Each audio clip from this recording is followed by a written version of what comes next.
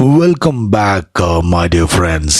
உலக ஈச்சைகளுக்கு அடிமையானவர்கள் கையில் தீப்பந்தத்தை ஏந்தி கொண்டு காற்று வீசும் திசைக்கு எதிராக ஓடுபவர் போன்றவர்கள். அவர் கைகள் நிச்சயமாக தீயில் வெந்து போகும் என்கிற புத்தரின் அழகான சூத்திரத்திற்கான விளக்கத்தின் 4வது பகுதிதான் இந்த வீடியோ. இதற்கு முந்தைய 3 பகுதிகளின் லிங்க்ஸ் டிஸ்கிரிப்ஷன்ல இருக்கு. பார்க்காத நண்பர்கள் அந்த 3 பகுதிகளையும் பார்த்துவிட்டு இந்த கடைசி பகுதியை தொடர்ந்து பார்க்குமாறு அன்போடு கேட்டுக்கொள்கிறேன்.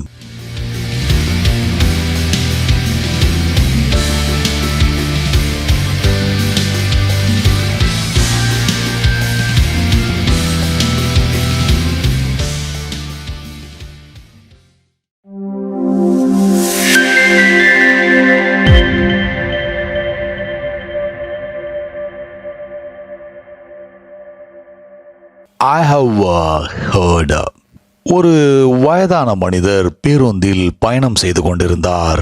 இருக்கையில் உட்கார்ந்தபடி ஏதோ ஒரு பாடலை முணுமுணுத்து கொண்டிருந்தார். அந்த சப்தத்தை கேட்டு திரும்பி பார்த்த ஓட்டுநர் ஒரு சூட்கேஸ் பாதையை மறித்து கொண்டிருப்பதை பார்த்தார். எனவே அந்த பெரியவரிடம் அந்த பெட்டியை கொஞ்சம் ஓரமாக நகர்த்தி வைக்கிறாயா என்றார்.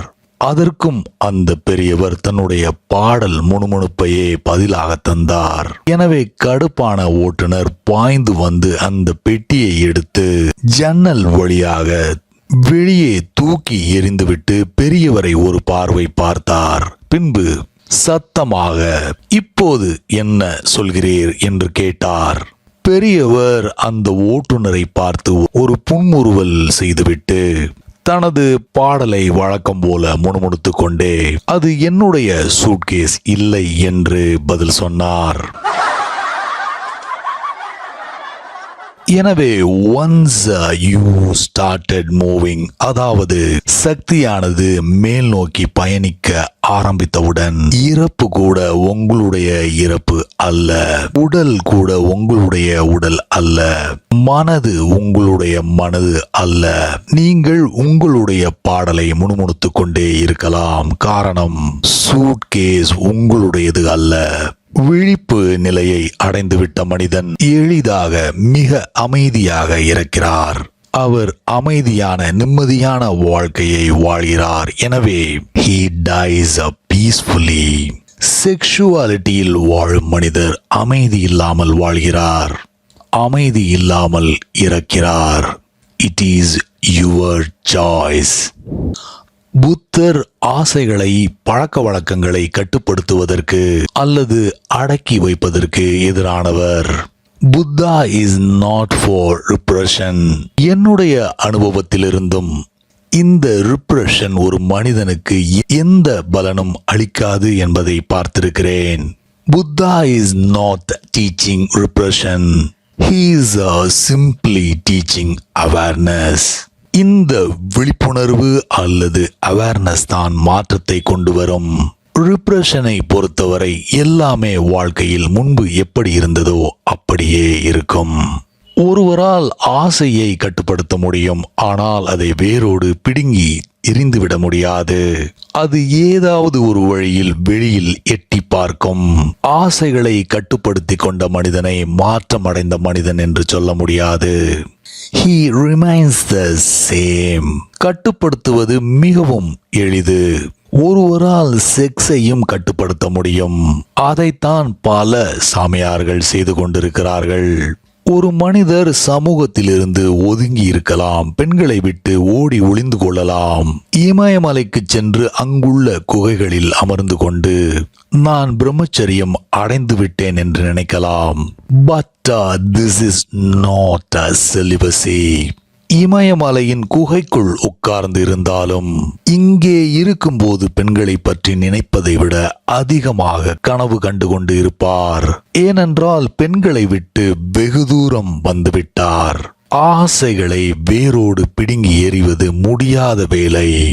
மாற்றத்தை அப்படி கொண்டு வர முடியாது. விழிப்புணர்வே ஒருவருக்கு மாற்றத்தை கொடுக்கும். Awareness is not a fight.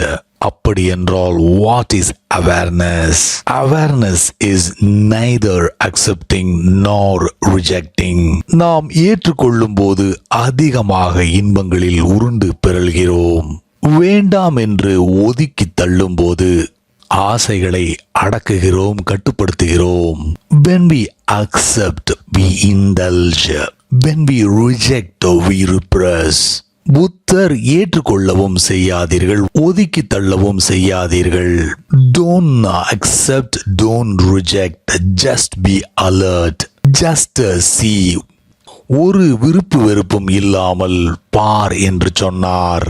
அப்படி ஒரு விழிப்புணர்வில் இருக்கும்போது எல்லாமே அதுவாக மாறும். விழித்திருத்தல் என்பது நீங்களாக செய்ய வேண்டிய விஷயம் அல்ல.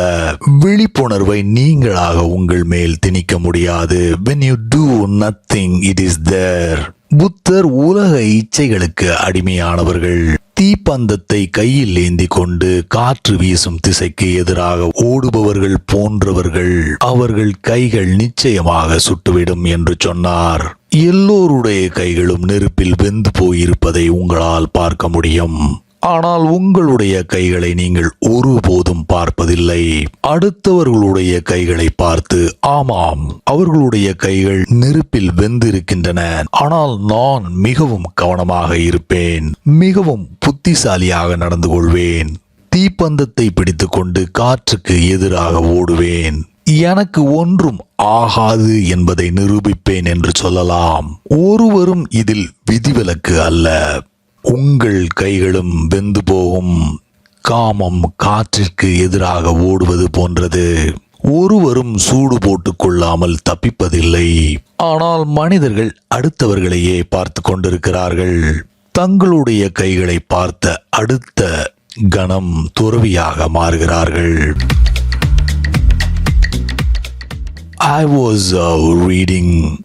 மிஸ்ஸஸ் கேண்டோருக்கு தன்னுடைய கணவருக்கு வேலைக்காரியோடு தொடர்பு இருக்கிறதோ என்ற சந்தேகம். தனது அம்மாவிற்கு உடல்நலம் இல்லை என்பதால் தன்னுடைய மகனை அழைத்து, ஹார்வி, அப்பா மீதும் வேலைக்காரி மீதும் எப்போதும் ஒரு கண் இருக்கட்டும், ஓகே? நான் 2-3 நாட்களில் பாட்டி வீட்டிற்கு போய்விட்டு வருகிறேன் என்று சொல்லிவிட்டு அம்மாவை கவனிக்க ஊருக்கு கிளம்பி சென்றார். வீட்டிற்கு திரும்பி வந்த அடுத்த வினாடி, ஹார்வி, ஏதாவது நடந்ததா என்று மகனிடம் கேட்டார். மகன், வெல், அப்பாவும் வேலைக்காரியும் படுக்கை அறைக்குள் சென்றார்கள். பிறகு இருவரும் உடைகளை கழட்டினார்கள். பிறகு நிறுத்து நிறுத்து என்று கத்தினார். மிஸ்ஸஸ் கேண்டோர், பொறு, அப்பா வீட்டுக்கு வரும் வரை காத்திருப்போம் என்று சொன்னார். அப்பா கடுப்பாக இருந்த மனைவியையும், பயத்தில் இருந்த வேலைக்காரியையும், குழப்பத்தில் இருந்த மகனையும் வீட்டு வாசலில் பார்த்தார். ஹார்வே, அப்பாவிற்கும் வேலைக்காரிக்கும் இடையில் என்ன நடந்தது என்று இப்போது சொல் என்று குதித்தார் மிஸ்ஸஸ் கேண்டோர். நான் சொன்ன மாதிரி ஹார்வே தொடர்ந்தான். அப்பாவும் வேலைக்காரியும் படுக்கை அறைக்குள் சென்றார்கள். பிறகு ஆடைகளை கழட்டினார்கள் என்றான். ஆமாம் ஆமாம், நிறுத்தாமல் சொல் ஹார்வே என்றார் மிஸ்ஸஸ் கேண்டோர் பொறுமை இல்லாமல். உடனே ஹார்வே, வாய் அம்மா, அன்றைக்கு அப்பா வெளியூருக்கு சென்றிருந்த போது நீங்களும் சித்தப்பா பெர்னியும் செய்த அதே காரியத்தை தான் அப்பாவும் வேலைக்காரியும் செய்தார்கள் என்றான். எல்லோருமே அடுத்தவர்களிடம் உள்ள குறைகளையும் முட்டாள்தனத்தையும் குற்றங்களையும் பார்த்து கொண்டிருக்கிறார்கள். உங்களை நோக்கி உங்கள் பார்வை திரும்பும் போது மிகப்பெரிய மாற்றம் வரும். Only awareness can carry you through death and nothing else.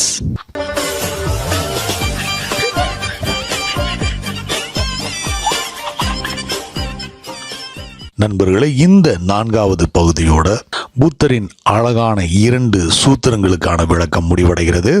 அடுத்த வீடியோல சந்திப்போம். தேங்க்ஸ் ஃபார் வாட்சிங். கார்பே டியம்.